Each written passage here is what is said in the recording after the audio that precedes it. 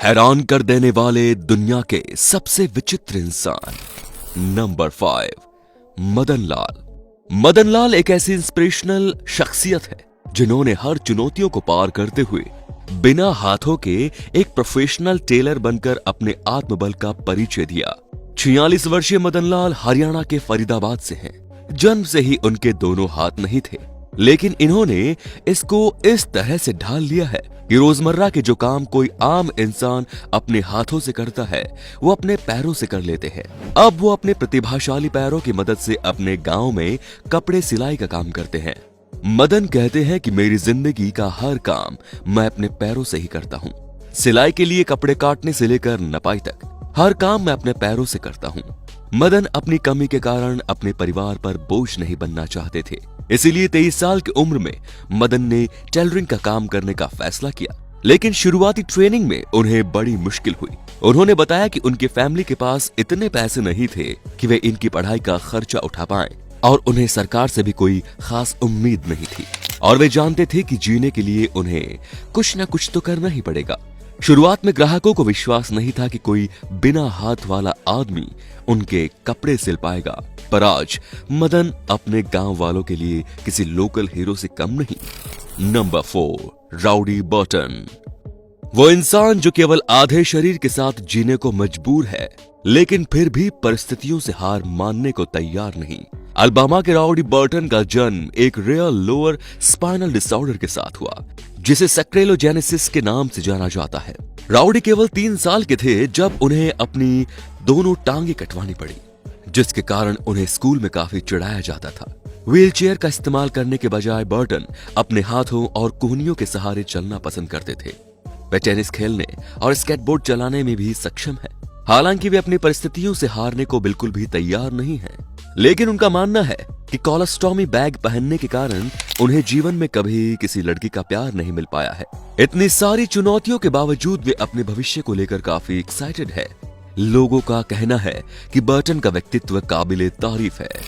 Number 3, Claudio Vieira de ओलिवियरा।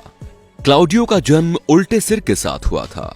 इनके हाथ और पैर जन्म से ही काफी ज्यादा विकृत थे, और डॉक्टरों ने तो क्लाउडियो के माता पिता को ये तक कह दिया था कि उन्हें क्लाउडियो को मर जाने देना चाहिए।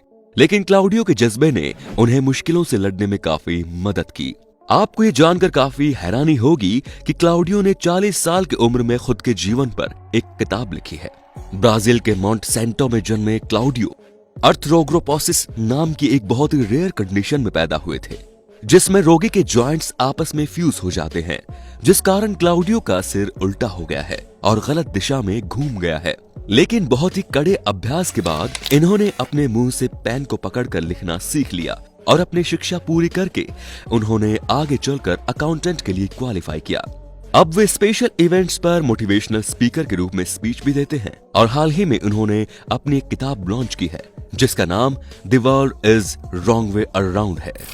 नंबर 2, अलिंग डीटा। अलिंग डीटा को हर रोज काफी मुश्किलों का सामना करना पड़ता है। दरअसल बात यह है कि अलिंग को जेंगेटोम्स्टिया नाम की बीमारी है, जिसमें उनके स्तन काफी विचित्र ढंग से बढ़ गए हैं। 54 वर्षीय अलिंग को उम्मीद है कि उनकी इस कंडीशन का कोई ना कोई इलाज जरूर होगा। अलिंग को हर रोज अपने स्तन के बढ़ते वजन के कारण काफी परेशानियों का सामना करना पड़ता है। यहाँ तक कि उन्हें मार्केट में अपने साइज की ब्रा भी नहीं मिलती, और उन्हें लोगों से तरह तरह के कमेंट्स भी झेलने पड़ते हैं। इस सब की वजह से उनकी जिंदगी काफी चैलेंजिंग हो गई है। उनके ब्रेस्ट का वजन लगभग 20 किलो हो गया है, जो कि लगभग आधे कट्टे चावल के बराबर है। नंबर 1, स्मिता श्रीवास्तव।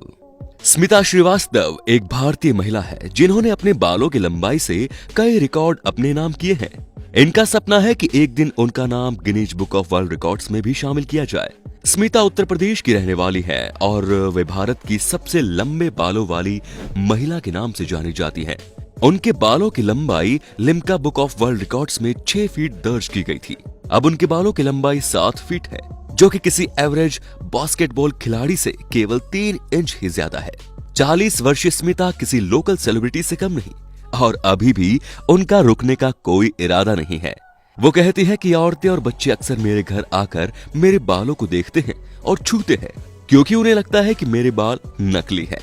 स्मिता श्रीवास्तव को बचपन से ही अपने बाल बढ़ाने का शौक था और उनके परिवार वालों और दोस्तों ने भी उनका काफी सपोर्ट भी किया। स्मिता कई लोकल तेल कंपनियों की ब्रांड एम्बेसडर भी है और वो अपने शहर में होने वाली ब्यूटी कंटेस्ट की जूरी का हिस्सा भी है। तो दोस्तों अब आप हमें कमेंट में बताइए कि इन सब में से आपको कौन सा व्यक्ति सबसे विचित्र लगा। धन्यवाद।